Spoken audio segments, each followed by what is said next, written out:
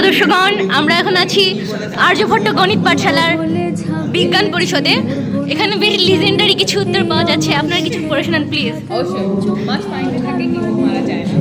কারণ পানিতে মারা যায় কারণ মানুষ উভচর প্রাণী। তার মানে আপনারা এরপর থেকে মনে রাখবেন মানুষ উভচর প্রাণী। আপনি কিছু বলেন ভাইয়া।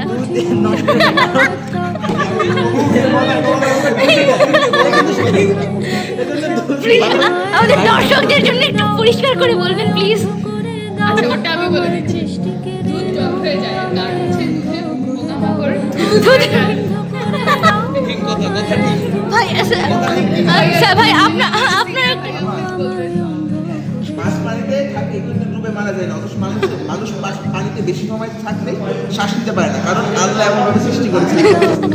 তার মানে এ থেকে আমরা শিক্ষা পেলাম যে মানুষ পানিতে থাকে, দুধের মধ্যে মাছি থুতু দেয় সেজন্য নষ্ট।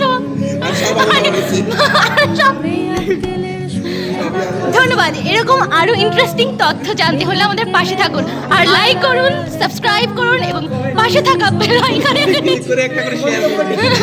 আপনাদের গুরুত্বপূর্ণ মূর্খ মতবাদ আমাদের জানাবেন না। আমরা অনেক কিছু জানতে পারছি এখান থেকে। ধন্যবাদ।